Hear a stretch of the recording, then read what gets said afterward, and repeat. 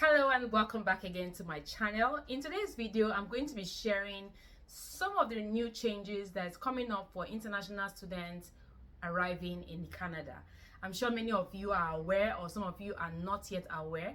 I share the information on my social media accounts, my Instagram, my TikTok account, and I decided that let me also share with you all so that you will be we be in the know, we understand what is happening, So I'm going to start with the very first one, which everybody is concerned about, is that of switching colleges or university when you arrive in Canada. Many a times, international students, when they come into the country, maybe people have told them, oh, this particular college is better than the one you are in. Now, why don't you switch? It's very easy. So they will make the necessary changes for them to move from the one college A to college B. But going forward, it's not going to be possible. In order for you to switch your college or university as a new student arriving in Canada, you have to apply for a new study permit all over again. The reason why they are doing this is to discourage people from hopping from one university or college to the other. They want you to study at the place where you got your visa and where you told immigration that you're going to study. So that's one of the changes that's coming up. Now, the second update is that the school will now be reporting directly to IRCC the status of students' attendance and grades in any particular college or university.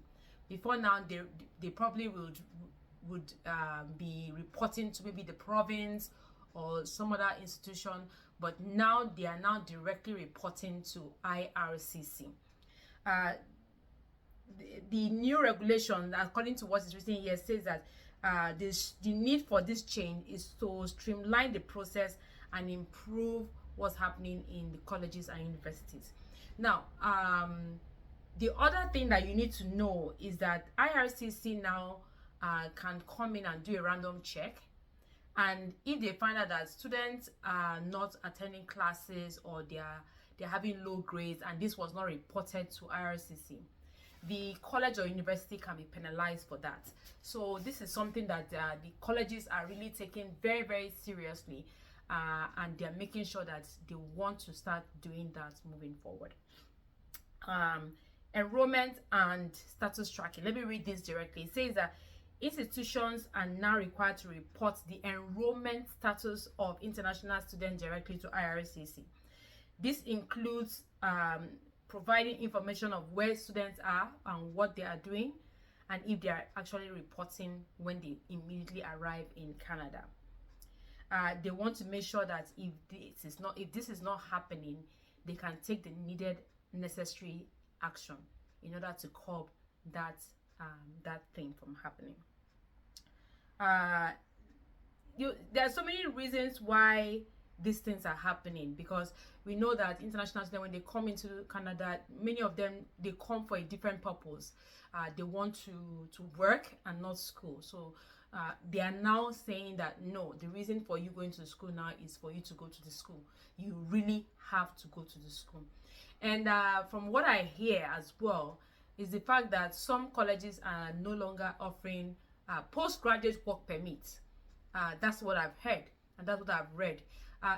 You need, as an international student who is coming to Canada, please confirm with the college that you are going to or university if they offer postgraduate work permit, because I know some changes came into effect at the beginning of the year, whereby Immigration Canada is saying that, and this is something I'm going to talk about, they're saying that as an international student, you can no longer bring your spouse or your dependent with you to Canada.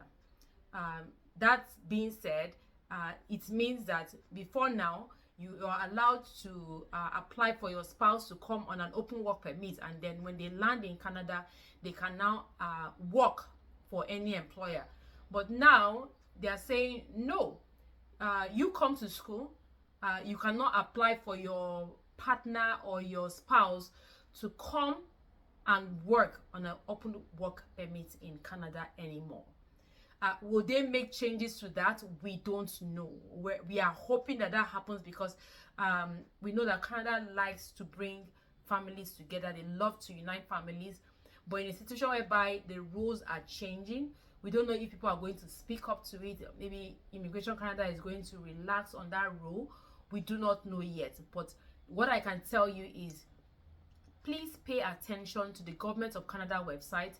I always say this on all my videos: www.cic.gc.ca. Always check for information about what is new, because some people always think that the information that was posted maybe 6 months ago is what is going to be current. No, because updates always comes up every now and then, and it is your duty, because you cannot tell Canadian government at the border or at the airport and say, oh, sorry, I did not know. I did not know is not an excuse. You need to be in the know. And that is why I want to mention this before I end my video today. If you're coming as an international student, please note that something happened in the month of May, where about 40 people who had visas to come to Canada were asked to go back. They were returned back at the port of entry in Montreal Airport, at the Montreal Airport in Canada. And these are people who, one, they have valid visa to be in the country.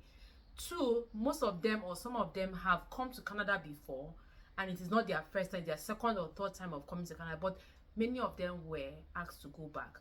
Now, I hear that some international students are also being told to go back because, one, they are unable to produce they are unable to produce what is called their proof of funds.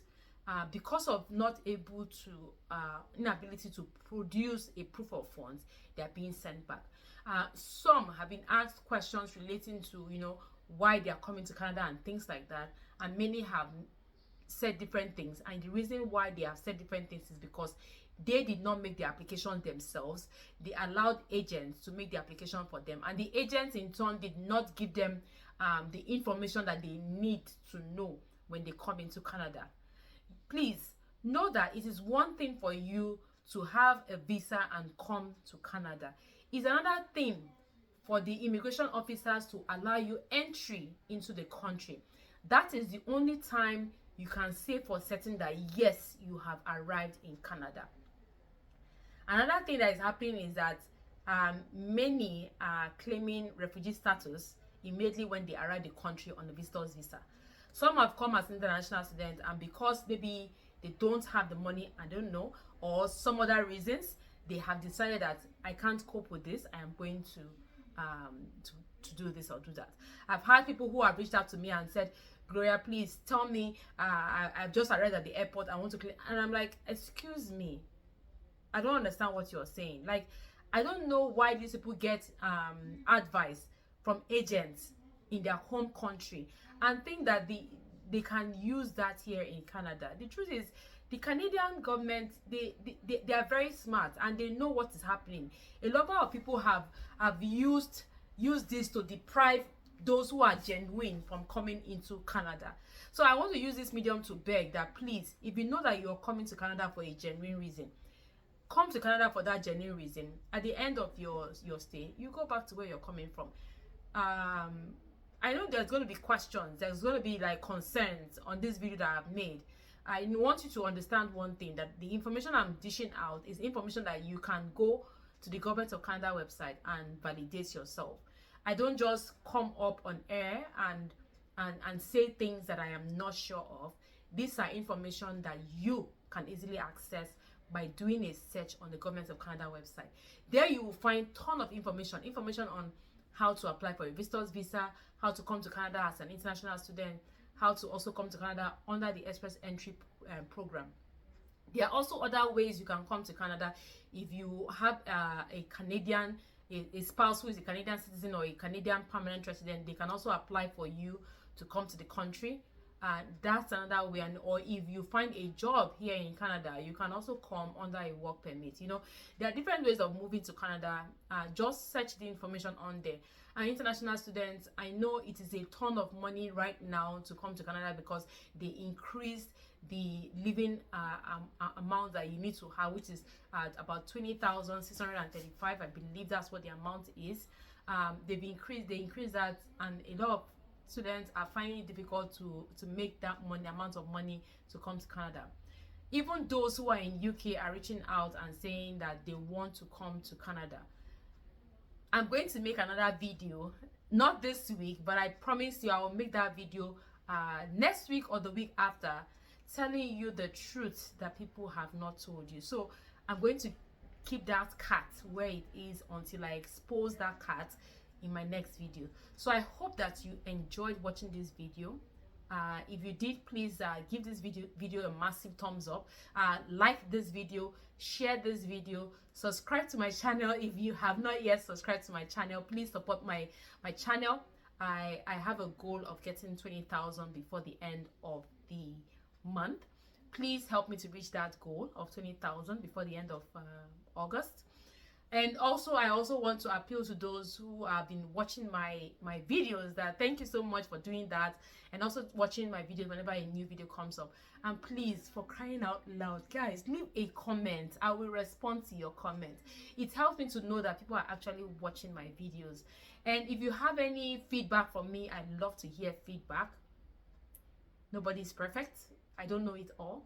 I might make some mistakes in one or two things.